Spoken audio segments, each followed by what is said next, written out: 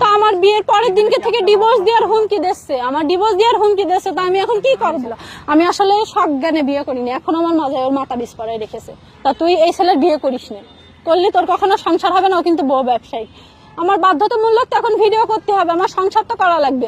পুরো দুনিয়ার কাছে তো আমি খারাপ হয়েই গেছি ভাই, এখন স্বামীর কাছে তো আমার ভালো থাকা লাগবে, এই কারণে আমি ভিডিও করি। তাছাড়া আমার জোরপূর্বক ভিডিও করায়, আমার কোনো ইচ্ছা নেই ভিডিও করার। ভিডিও করে টাকাও আমার দিচ্ছে না, কোনো কিছুই আমার দিচ্ছে না। আমি 3 বেলা রান্না করি, আমি 1 বেলা খাই।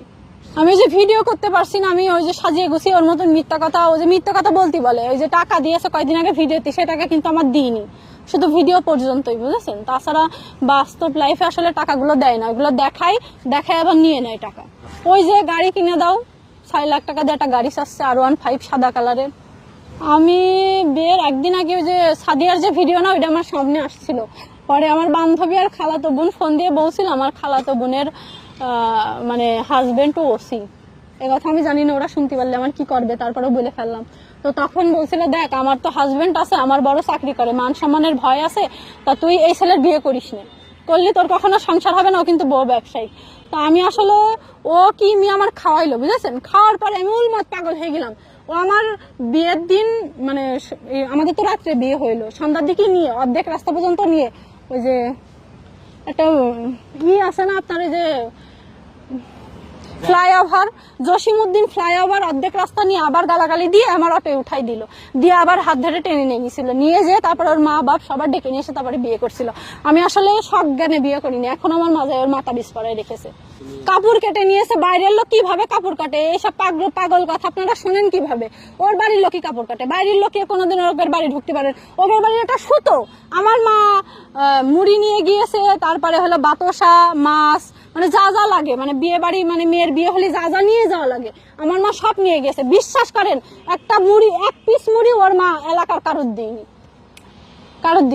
শিখাই দিয়েছে যা তাই বলেছি, সংসার তো করা লাগবে, বিয়ে করে ফেলেছি, ভাইরাল হয়ে গেছে, এখন কি করবো বল?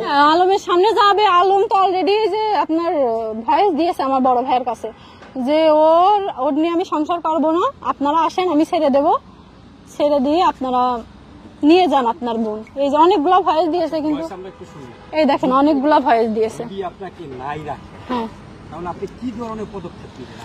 পদক্ষেপ আসলে সামনে পালি তো জুতোর বাড়ি কয়টা দিতাম, টাকা পয়সা কিছু লাগতো না, জুতোর বাড়ি দিয়ে চলে যেতাম। আমি আসলে টাকার ভুক্তভোগী না, আমার হয়তো লাইফে ভালো কিছু হবে, ভালোর থেকেও ভালো আছে, খাট ভাঙলি খুঁড়ো আছে, তার ভালো আরো আছে, পড়ে থাকবো না আমি। জুতোর বাড়ি দিয়ে শেষ হয় না, কি করব ভাই বলেন? ও তো মুখ বায়ান, ও এই পরিপ্রেক্ষিতে পিছনে যে আপনারা যখন ওর সাথে আবার কথা বলবেন, ও এমন ভাবে কথা বলবে আপনাদের বিশ্বাস করাই লাগবে।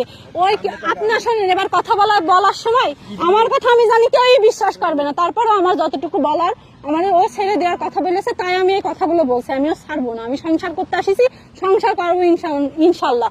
যতটুকু পর্যন্ত দৌড়াতে হয় আমি দৌড়াবো, তাও আমি সংসার করি। কিভাবে পটাবে আসলে একটা মেয়ে যা যা চায় আর কি, ড্রেস, রেস্টুরেন্টে ভালো ভালো 5 স্টারে নিয়ে যাওয়া, আর এখন বিয়ের পরে আপনার হলো যে 120 টাকার পিৎজা খাওয়াই, কিন্তু ভিডিও করে 10টা 50টা ভিডিও করে নিয়ে চলে যায়, বুঝেছেন?